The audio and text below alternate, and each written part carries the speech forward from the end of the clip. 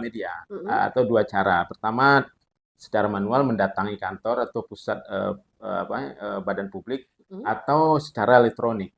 Nah, elektronik ini tentu saja bisa melalui website, kemudian media sosial atau email. Nah, tapi yang terpenting dalam permintaan informasi itu Ada. pemohon informasi harus melampirkan Oh, identitas. identitas. Identitas.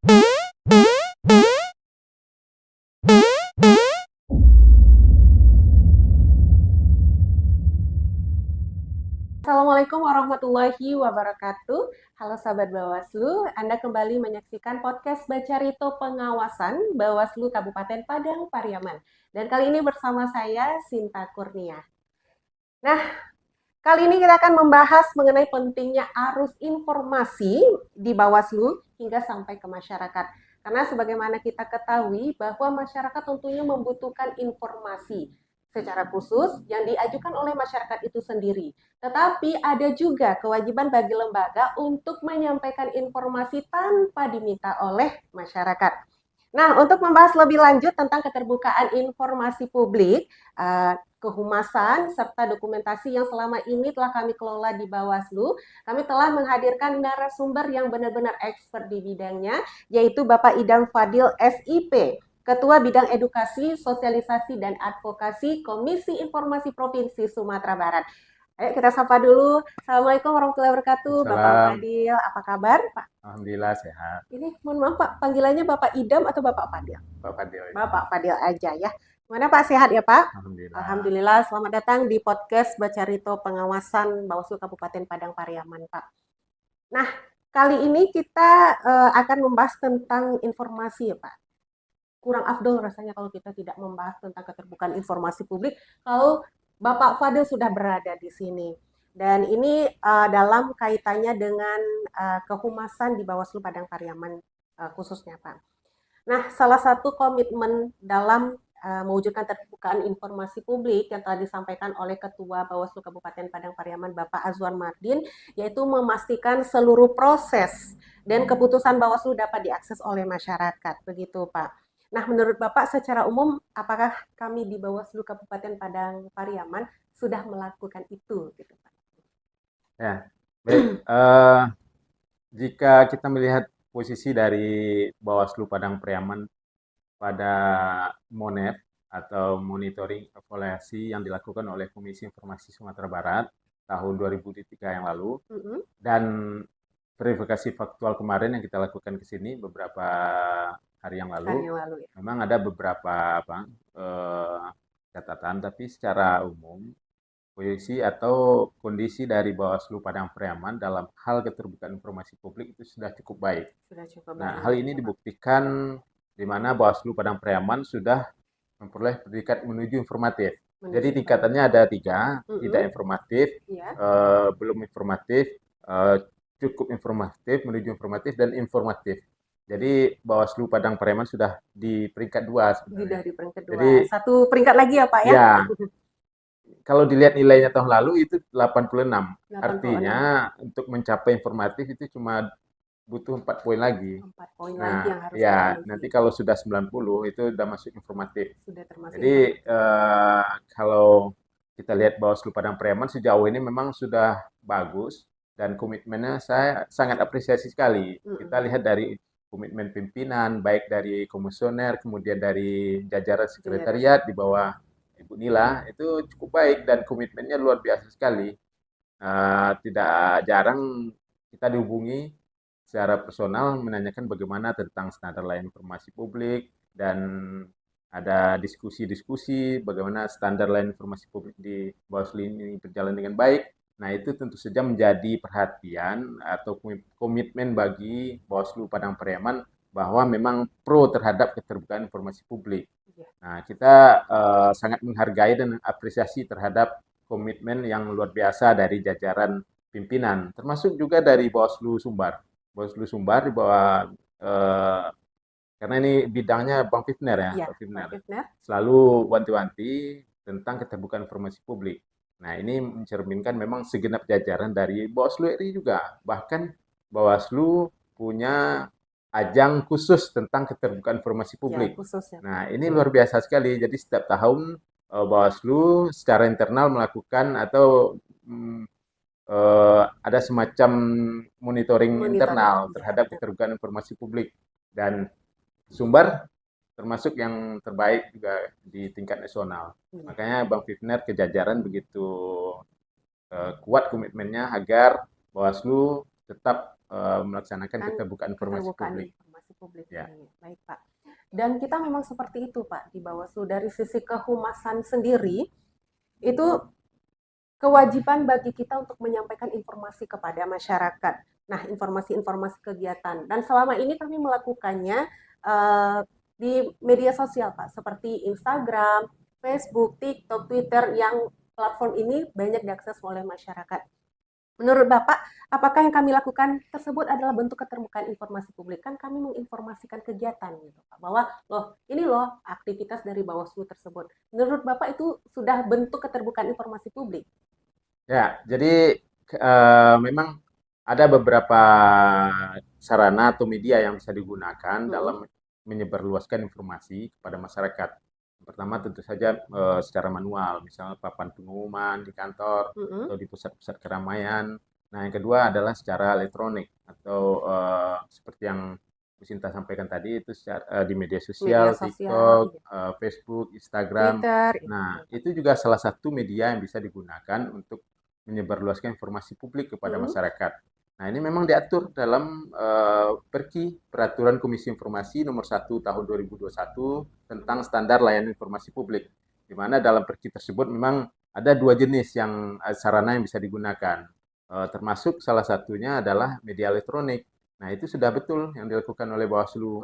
Karena bagaimanapun juga kita sangat menyadari bahwa media sosial saat ini sangat banyak digunakan oleh masyarakat Indonesia. Bahkan data dari salah satu artikel yang saya baca itu Databox, itu pengguna media sosial di Indonesia itu mencapai 191 juta. Nah, itu hampir ya, 74% dari populasi Indonesia. Sehingga memang penggunaan media sosial ini salah satu media yang efektif untuk kita gunakan menyampaikan informasi publik kepada masyarakat. Nah, makanya badan publik harus memanfaatkan ini. Harus Ya, memanfaatkan itu. agar karena bagaimanapun juga masyarakat kita masih berdasarkan survei itu hampir 3 jam per hari masyarakat Indonesia menggunakan media sosial. Bahkan lebih mungkin. Nah, sebagian besar itu yang menggunakan adalah dari usia 13 tahun sampai 45. Artinya ini termasuk juga generasi milenial atau Gen Z yang menggunakan media sosial ini. Nah, ini makanya badan publik tidak bisa untuk memanfaatkan media sosial ini. Ya. Makanya kehumasan hadir, Pak. Ya. Kehumasan hadir di lembaga dan salah satunya mengelola mengenai media sosial seperti itu, Pak. Nah, berbicara mengenai media sosial seperti Instagram, Facebook, Twitter, TikTok, apalagi berarti kan itu diakses oleh masyarakat, Pak.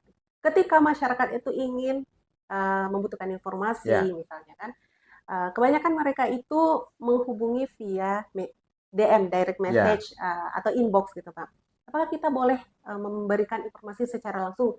Artinya informasi itu tersedia, pas dia minta kita berikan. Kalau dari sisi aturan Undang-Undang Keterbukaan Informasi Publik, kan sebenarnya ada lewat petugasnya Pak, atau lewat media, lewat website gitu Pak. Kalau seperti itu boleh nggak Pak? Apakah kita menyalahi? Jadi kalau kita mengacu kepada Perki 1 nomor 1 2021 tentang standar layanan informasi publik itu, memang permintaan informasi itu diatur dua media atau dua cara. Pertama, secara manual mendatangi kantor atau pusat badan publik atau secara elektronik. Nah, elektronik ini tentu saja bisa melalui website, kemudian media sosial atau email. Nah, tapi yang terpenting dalam permintaan informasi itu, pemohon informasi harus melampirkan identitas bagi masyarakat yang memohon informasi secara perorangan. Nah, bagi masyarakat yang memohon informasi secara kelompok atau kelompok orang, nah itu harus ada surat kuasa. Nah, kemudian bagi lembaga atau yang organisasi berbadan hukum itu harus melampirkan akte pendirian akte pendirian dari yang perusahaan atau disahkan oleh lembaga. Menkumham. Oh, ke Menkumham. Nah, jadi kalau ada masyarakat yang meminta informasi via media sosial, itu tidak ada salahnya, sah-sah saja. Tapi yang paling penting, kalau dia cuma minta informasi, kita sampaikan. Tapi kalau sudah meminta data atau dokumen, Data dokumen ya itu harus kita harus jalankan sesuai undang-undang, sesuai Perki 1 2021 tadi. Nah, di sana diatur bahwa pemohon informasi yang pertama itu harus mengisi form permintaan informasi. Kemudian mencantumkan alasan permintaan informasi. Dan yang berikutnya yang tak kalah penting tadi yang disampaikan itu adalah identitas. Ini wajib karena bagaimanapun juga permintaan informasi atau pemberian informasi tidak bisa dilakukan secara sembarangan. Nah, badan publik juga punya kewajiban untuk menolak informasi yang diminta karena ada beberapa informasi yang dikecualikan. Berarti nggak semuanya harus ini ya Pak Tidak. ya, harus diinformasikan. Tidak. Asal ada pemohon informasi meminta informasi, terus nggak ada kewajiban kita untuk memberikan informasi kecuali informasi yang dikecualikan. Iya kan Pak? Ya. Jadi kalau dia minta informasi, masyarakat minta informasi, kalau memang cuma bertanya atau konfirmasi, tinggal dijawab. Tapi ketika sudah meminta data atau dokumen, itu diarahkan ke PPID. Oh, arahkan ke PPID. Ya, baik secara melalui website atau datang langsung ke kantor. Karena ini untuk pertanggungjawaban. Kemudian juga ini agar PPD-nya berjalan. Kemudian ada juga database, berapa permohonan informasi, berapa penolakan. Karena tiap tahun seluruh badan publik itu kan ada laporan pelayanan informasi dan wajib dilaporkan ke Komisi Informasi setiap tahunnya. Nah, jadi di situ bisa tergambar berapa permintaan informasi, bagaimana pelayanannya, apakah ada penolakan informasi. Nah, di sana terekap semuanya, termasuk secara lisan itu kalau bisa juga diarahkan ke PPID. Diarahkan ke PPID, agar masuk ke database. Iya, sehingga memang tertib administrasi gitu. Kemudian juga sesuai dengan aturan Komisi Informasi. Ya, elektronik. Biasanya diproses berapa lama, Pak? Nah, kalau jadi dalam standar layanan informasi publik Perki yang tadi itu masyarakat bisa meminta informasi ke badan publik, baik langsung ataupun tidak langsung secara elektronik. Nah, masyarakat datang ke kantor atau minta informasi itu ada waktu 7 hari. Ada waktu 7 hari. Ya. Maaf, itu 10 hari. 10 hari. Itu maksimal, Pak. Berarti bisa didapatkan lebih cepat dari itu? Jadi 10 hari. Nah, jika dalam jangka waktu 10 hari itu badan publik belum bisa memberikan informasi yang diminta, karena informasi yang belum dikuasai, badan publik wajib menjawab untuk meminta perpanjangan waktu 7 hari. Nah, harus melalui surat, tidak bisa tidak dijawab. Jika memang belum bisa diberikan, harus dijawab.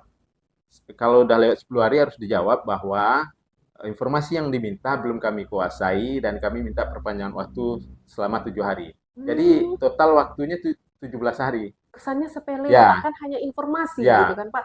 Tetapi ada prosedur-prosedur yang harus kita ini ya. Nah, nanti kalau sampai 17 hari tidak ada tanggapan, atau ditanggapi tapi pemohon informasi tidak puas, nah pemohon informasi atau masyarakat ini bisa mengajukan keberatan ke atasan PPID. Itu waktunya 30 hari juga untuk bagi badan publik menjawab. Itu langsung ke atasan PPID, Pak? Bukan lewat petugas pelayanan informasi PPID lagi? Tetap ke PPID, cuma suratnya ditujukan untuk atasan PPID. Kalau di Bawaslu kan atasan PPID sekretaris.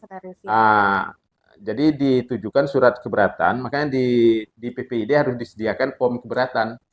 Nah, nanti itu diisi, kemudian disampaikan keberatan terhadap informasi yang diberikan. Atau misalnya pemohon informasi minta 10 informasi, 10.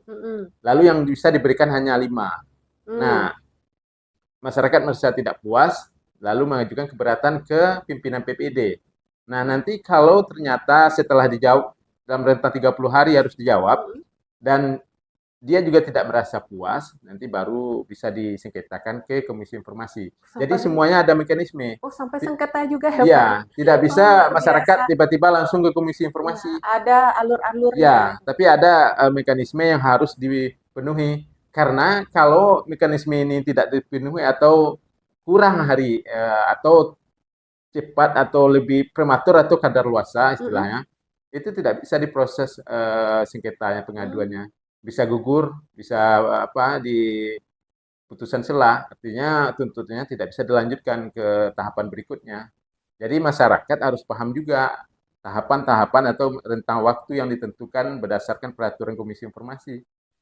Jadi kalau misalnya rentang waktunya 30 hari, pas 2 hari 25 sudah dilaporkan ke KI. Mm-mm. Nah, itu Belum, belum belum bisa, terpenuhi. belum Artinya terpenuhi. nanti legal standingnya tidak terpenuhi sehingga laporan ini, gugatan ini tidak bisa dilanjutkan ke tahap pemeriksaan lanjutan atau ke tahapan pembuktian. Hmm. Makanya masyarakat harus paham juga. Tapi kalau dalam masa pemilihan, misal pilkada, pemilu, itu ada aturan khusus. Itu kalau nggak salah di Bawaslu ada peraturan nomor 19 tahun 2010 ya. Mm-mm. Itu khusus dan di Perki juga diatur Perki 1 tahun 2019 tentang standar layanan informasi pemilihan atau di penyelenggara pemilu. Itu waktunya 3 hari. 3 hari. Ya, 3 hari ini khusus. Kalau secara umum kan tadi 10 hari tambah 7 hari. Mm-mm. Kalau di masa pemilihan ini itu 3 hari penyampaian informasi harus dijawab oleh badan publik. Nah, jika belum dikuasai, minta perpanjang waktu 2 hari, jadi total 5 hari. Nah, itu berbeda. Ini dilakukan demi menjaga nilai kemanfaatan informasi yang diminta. Informasi. Karena tahapan pemilu ini kan singkat. Ya, Jadi sangat singkat kalau dan terbatas. menggunakan aturan yang standar informasi publik tahun nomor 1 2001 tadi terlalu lama 30 hari masa Terlalu lama. keberatannya. Sehingga nanti dikhawatirkan tidak ada nilai kemanfaatan dari informasi yang diminta. Jadi ada aturan khusus untuk Ada aturan ya. khusus. Kalau seandainya sudah sampai sengketanya tersebut ke Komisi Informasi, biasanya eh, punishment apa sih? Nah, Badan publiknya jadi seperti apa gitu, Pak? jadi setelah nanti adanya keberatan dari Dari masyarakat, kemudian masyarakat? diajukan ke Komisi Informasi. Nanti Mm-mm. Komisi Informasi melakukan Mm-mm. register terhadap sengketa itu. Nah, nanti Komisi Informasi akan membentuk majelis Majelis. ya, majelis komisioner namanya MK. Jadi itu terdiri dari 3 majelis yang Mm-mm. terdiri dari komisioner. Nah, nanti majelis itu yang akan menentukan atau menyidang sengketa ini. Nah, nanti akan diperiksa Mm-mm. pemeriksaan awal itu legal standingnya, dasar hukum apakah terpenuhi tadi waktu-waktu yang ditentukan. Mm-mm. Karena di KI memang kayaknya masyarakat belum begitu memahami tentang Ya, mekanisme betul. ini. Betul. Karena banyak beberapa sengketa tidak bisa dilanjutkan dengan alasan waktunya tidak terpenuhi atau prematur. Oh, waktunya Nah, ya, jadi Pak belum ya. saatnya dilaporkan, tapi sudah dilaporkan ke KI. Nah, makanya kita selalu sosialisasikan tentang standar layanan informasi publik ini, mekanisme permohonan informasi, mekanisme penyelesaian sengketa di Komisi Informasi. Jadi itu memang harus dipenuhi, tidak bisa tidak. Jadi Gitu. nanti muaranya memang jadi keputusan Majelis Komisioner ini hanya dua, membuka atau menutup. Mm-mm. Jadi apakah informasi ini terbuka atau informasi ini tertutup? Jadi ketika informasi ini diputuskan oleh Majelis Komisioner terbuka, Mm-mm. maka badan publik wajib menyerahkan informasi yang diminta tadi. Nah, jika informasi itu tidak juga diberikan, artinya badan publik Tidak, tidak mematuhi aturan tidak. putusan Majelis Komisi Informasi, itu muaranya bisa pidana. Oh, Ya, bisa berujung pidana jadi juga ya, Pak pejabat ya? yang tidak memberikan informasi atau badan publik, nah itu bisa berujung pada pidana. Memang bukan main-main, pidana itu Hmm. sudah ada terjadi kemarin di Pemprov Sumbar itu ada bersengketa dengan individu di warga Pasaman kalau nggak salah. Mm-mm. Jadi sedang proses sekarang. Nah, nanti kalau misalnya putusan KI ini merasa kedua belah pihak tidak puas, itu bisa menggugat ke PT UN. Nanti PT UN apakah memperkuat atau membatalkan majelis putusan dari KI ini. Oh, Tapi tugas gitu. KI hanya sampai putusan. Sampai putusan Ya, gitu, Pak. nanti putusnya apakah Ada.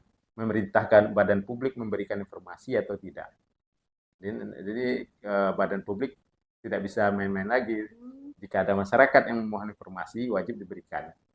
Nah, sahabat Bawaslu, ini benar-benar luar biasa sekali ya, khususnya bagi saya sendiri ini, Pak. Ini mendapatkan pengetahuan dan informasi dari Bapak bahwa pentingnya informasi dari masyarakat ataupun kewajiban dari badan publik sebegitu konkretnya Ya, prosesnya gitu Pak. Nggak bisa main-main gitu ya Pak ya. ya, Nah, berbicara mengenai informasi tadi Pak, kan ini masyarakat udah tahu nih, udah dijelaskan sama Bapak Fadil. Oh, kita mau minta informasi. Kalau seandainya nggak diberikan oleh badan publik, akan kita proses, akan kita ajukan, bisa nanti sampai berujung ke pidana. ya, Cuma untuk informasi ini kan ada bagi-bagiannya ya Pak, atau ada jenisnya. Ada informasi yang boleh diberikan kepada masyarakat, ada yang dikecualikan. Atau ada juga saya pernah mendengar itu tentang informasi yang tersedia setiap saat, ya, ada yang berkala. Mohon dijelaskan itu Pak, biar nanti masyarakat, kita minta informasi aja, kalau nggak diberikan kita sengketakan. Nah, kan ya. kurang Jadi enak kalau nggak paham gitu. memang berdasarkan Perki 1 tahun 2021 tentang standar layanan informasi publik itu memang sudah diatur semuanya, termasuk jenis informasi. Jadi Jenis ada 3 informasi. jenis informasi yang dikategorikan sebagai yang ada di badan publik. Pertama yaitu informasi berkala. Nah, informasi berkala ini informasi yang wajib diberikan atau disediakan secara berkala. Misalnya Ada waktu-waktunya. profil, ya Oh, profil. minimal Oh ya, 1 kali setahun. Seperti profil lembaga, profil Bawaslu, atau profil pejabat publik, yang berkala pimpinan ini artinya Bawaslu. yang akan ada perubahan gitu Pak ya? Ya, ya bisa diperbaharui Bisa berkala, harus diperbarui. disediakan berkala minimal 1 kali setahun. Tapi Mm-mm. tetap harus diperbaharui minimal sekali 6 bulan. Sekali 6 bulan. Jadi ini harus disediakan secara berkala, misalnya laporan keuangan, Mm-mm. kinerja pegawai, rencana kegiatan. Jadi Oh, yang masih ini ya berlangsung yang gitu masih ya Pak? berlangsung. Jadi hanya bisa diberikan kalau kegiatan itu sudah selesai. Oh, sudah Artinya selesai. evaluasi tentu menunggu selesai kegiatan, ada evaluasi. Nah, nanti ini hasil evaluasinya menjadi daftar informasi publik. Nah, ini masuk kategori informasi yang berkala, yang Hmm, diumumkan secara berkala. Termasuk juga tentang pengadaan barang dan jasa pengadaan di barang. lingkungan Bawaslu juga informasi berkala. Karena informasi itu ada hanya sewaktu-waktu Mm-mm. atau ketika setelah adanya pengumuman kegiatan lelang atau pengadaan barang dan jasa. Kemudian berikutnya yaitu informasi yang tersedia setiap saat. Nah, ini informasi yang diminta atau hanya bisa diberikan kalau sesuai permintaan.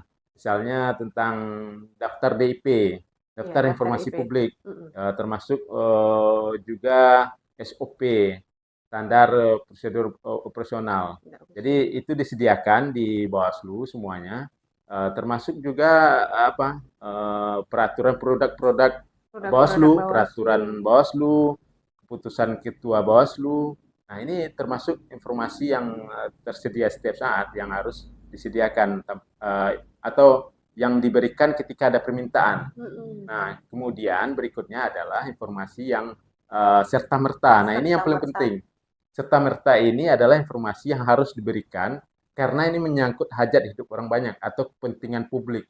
Nah, ini harus segera diberikan seperti misalnya tentang peraturan apa perubahan regulasi tentang hak pilih seseorang. Oh Seperti ya, kemarin ada kasus dari Pak Irman Gusman. Irman Nah, ini Gusman ya. harus segera diberikan kepada publik bahwa yang bersangkutan tidak lagi menjadi Eh, peserta pemilu peserta atau pemilu. membatalkan peserta pemilu bahwa yang bersangkutan tidak lagi menjadi peserta pemilu atau sebaliknya. Nah, ini menyangkut hajat hidup orang banyak karena Mm-mm. menyangkut kepentingan dari masyarakat. Harus segera diumumkan. Kalau seandainya ditunda itu akan menimbulkan Ya, akibat kegaduhan atau kegaduhan. mengganggu pelayanan publik di Oh, Bawaslu. begitu itu Nah, serta berikutnya merta. ada juga informasi yang dikecualikan. Ya, Nah, ini jadi dikecualikan tidak jadi boleh ya Pak ya ya artinya. negara juga memberikan atau menjamin hak dari badan publik untuk tidak memberikan informasi yang belum dikuasainya atau beberapa informasi yang memang masuk kategori yang dikecualikan Mm-mm. seperti data Data pribadi atau pribadi. tentang rahasia negara atau informasi yang dianggap memang jika diberikan akan membahayakan Akan membahayakan. seseorang dalam Menimbulkan dampak buruk ya gitu dampak Pak. buruk.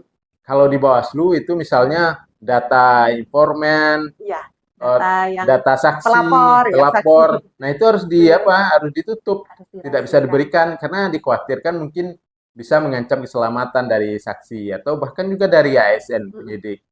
Termasuk juga ini hasil dari penyidikan atau penyelidikan dari yang Betul. dilakukan Bawaslu, misalnya tersangka siapa, itu harus termasuk informasi yang dikecualikan. Nah, makanya Undang-Undang Keterbukaan Informasi Publik juga mengatur tentang informasi yang dikecualikan. Artinya tidak semua yang bisa diberikan, tapi ada beberapa yang juga dikecualikan, tidak bisa diberikan. Nah, jika badan publik ingin mengecualikan informasi itu, ada juga mekanismenya. Ada juga Tidak bisa mekanisme. serta-merta disampaikan ini informasi yang dikecualikan, Oh, tapi harus melalui uji konsekuensi. oh, ada uji konsekuensinya juga. Ya, jadi badan publik Hmm. jika ingin melakukan atau mengelompokkan informasi ini sebagai informasi yang dikecualikan, badan publik harus melakukan uji konsekuensi yang dilakukan oleh PPID beserta Mohon maaf jajaran. Pak, saya potong. Kan berarti untuk uji konsekuensi untuk informasi yang dikecualikan itu bukannya ada aturannya yang mengatur atau memang eh, dari badan publiknya itu sendiri? Loh, ini informasi yang dikecualikan. Ya, Misalnya seperti kita di Bawaslu nih Pak, ya. apakah informasi yang dikecualikan itu sama semuanya atau tergantung di Nah, masing-masing ini kalau di Bawaslu, karena ini lembaga bersifat vertikal, ya, hierarki, vertikal dan satu komando, ya, itu biasanya satu yang bisa melakukan uji konsekuensi itu Bawaslu pusat. pusat. Oh Nah, gitu. sampai ke bawah kan aturannya sama petunjuknya karena satu komando. Mm-mm. Jadi Bawaslu pusat itu sudah melakukan uji konsekuensi beberapa informasi yang sudah dikecualikan. Nah, itu harus diikuti oleh Bawaslu provinsi, kabupaten Hmm. kota. Nah, uji konsekuensi ini harus apa? Harus di dalam bentuk SK pimpinan. Mm-mm. Jadi nanti setelah dilakukan klasifikasi informasi atau pengelompokan informasi itu, nanti badan publik eh, menguatkan dengan menjadi sebuah keputusan SK. Jadi ada lembar uji konsekuensi namanya. Mm-mm. Uji konsekuensi ini bisa dibuat sesuai kebutuhan. Misalnya ada sengketa di Komisi Informasi yang menggugat Bawaslu. Nah, lalu kemudian Bawaslu melakukan uji konsekuensi dan menyampaikan bahwa informasi ini dikecualikan. Nah, atau setelah adanya sengketa. Jadi pembuatannya itu terserah dari badan publik kapan mau dibikin. Apakah sebelum adanya sengketa atau saat terjadi sengketa atau setelah adanya sengketa atau ada putusan dari Komisi Informasi. Jadi itu hak badan publik mengecualikan informasi. Tapi tetap hasil akhirnya tetap di Majelis Komisioner Komisi Oh, Informasi. tetap di majelis Nah, hasil akhir. ketika badan publik sudah membuat uji konsekuensi, nanti ada peluang juga nanti uji konsekuensi itu dibatalkan oleh KI, oleh Majelis Komisioner, karena berdasar pertimbangan uji publik. Artinya pembatalan uji konsekuensi oleh Majelis Komisioner KI itu dengan mempertimbangkan mungkin kepentingan publik yang lebih besar. Jadi mungkin eh, manfaatnya akan lebih besar jika informasi ini dibuka. Sebagai contohnya kemarin ada sengketa tentang ini Basnas dengan salah satu media. Mm-mm. Jadi Basnas sudah melakukan uji konsekuensi di mana informasi penerima zakat itu termasuk informasi yang dikecualikan. Hmm. Nah, Ini sementara data-data yang ya data-data penerima penerima zakat. ya, Oh, tapi informasi uji konsekuensi itu dibatalkan akhirnya oleh Majelis Komisioner DKI dalam mm-mm. persidangan karena ini bagian dari pengawasan. Jadi informasi ini harus dibuka.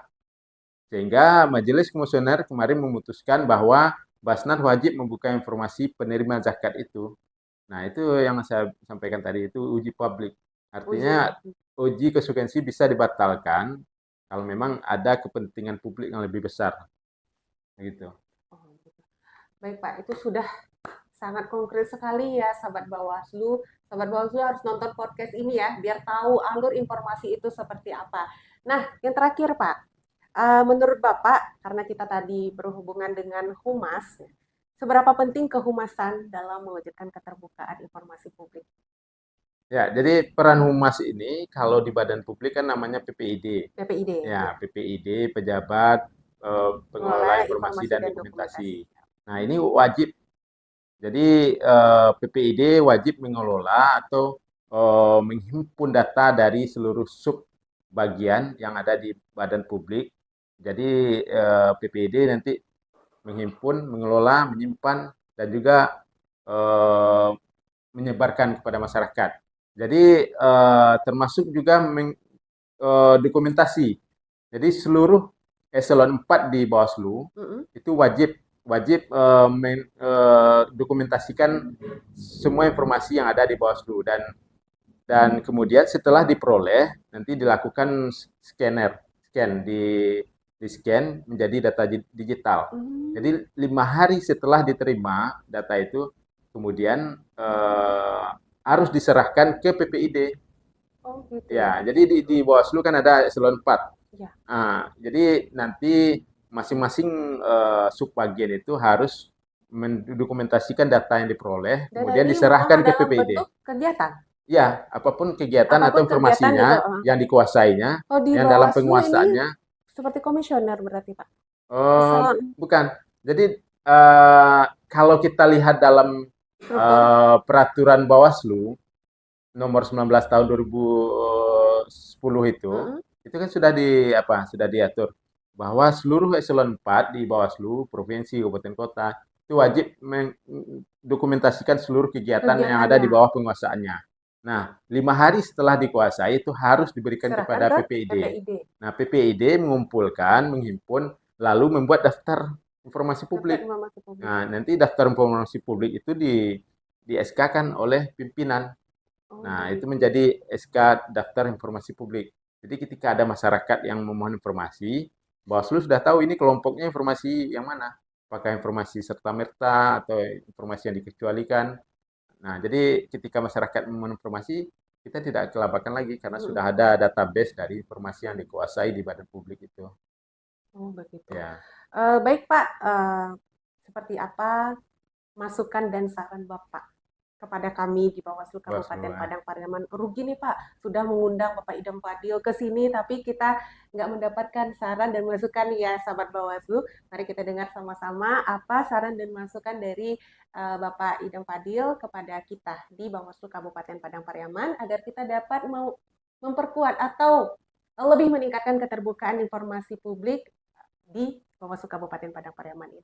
Nah, jadi untuk khusus Bawaslu sebetulnya dibanding badan publik yang lain, Bawaslu secara umum di Sumbar itu semuanya bagus dalam pengelolaan informasinya. Bahkan dari model tahun 2003 yang lalu itu banyak hampir separuh dari Bawaslu Kabupaten Kota yang informatif. Artinya termasuk ini karena itu nilainya masih sedikit lagi kan menjadi Sedikit lagi informatif. ya. Nah, dari hasil verifikasi faktual yang dilakukan KI kemarin terhadap Bawaslu Padang Preman, itu hanya satu kekurangan Bawaslu Padang Preman. Mm-mm. Hanya satu. Itu adalah daftar informasi publik, Daftar informasi DIP. publik. Kemarin dari hasil verifikasi verifikator, itu daftar DIP-nya belum ada yang dilakukan dalam bentuk lembar DIP Yang yang seperti di yang SK kan. dijelaskan tadi itu ya Pak ya, Ya, 5 hari. andaikan itu ada, maka sempurnalah Bawaslu Padang Preman. Karena Mm-mm. secara umum saya lihat memang Bawaslu rata-rata bagus, termasuk Bawaslu Padang Preman. Tapi cuma satu Itu tinggal tinggal lagi yang harus dipenuhi, DIP. ya DIP. Kemudian juga kami memang mendorong Bawaslu ini karena pengelolaan informasi sudah bagus, kami selalu mendorong untuk agar Bawaslu menjadi pionir atau tempat percontohan bagi badan publik lain yang Lainnya. belum memahami tentang standar layanan informasi publik. Nah, makanya kami kemarin sampaikan agar Bawaslu membuka diri untuk berkolaborasi, bersinergi dengan badan publik yang lain.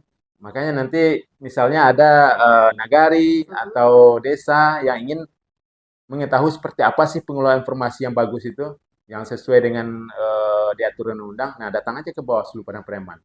Nah, bisa belajar. Jadi makanya kita mendorong Bawaslu Padang Preman agar mau membuka diri dan berkolaborasi sehingga bisa membina badan publik di sekitar lingkungannya yang belum memahami tentang keterbukaan informasi publik, tentang standar layanan informasi publik.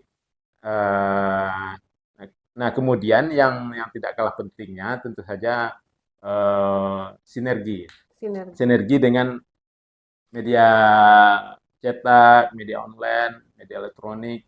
Karena bagaimanapun juga keterbukaan informasi publik itu memang harus kita kita lakukan karena bagian dari amanat undang-undang. Misalnya mungkin kerjasama dengan media secara rutin, kemudian ada keputusan atau ada informasi, lalu lakukan konferensi pers atau dipublish secepatnya media sosial. Karena nilai lebihnya itu aktual, cepat, Aktual, ya cepat. cepat. Karena kalau informasi sudah terlambat itu basi gitu. Udah basi. Nah, makanya kalau ada informasi, apalagi informasi yang serta-merta, itu harus segera diumumkan. Sehingga Jangan ditunda ya, Pak. informasi itu sampai secepatnya di masyarakat. Barangkali gitu. Begitu.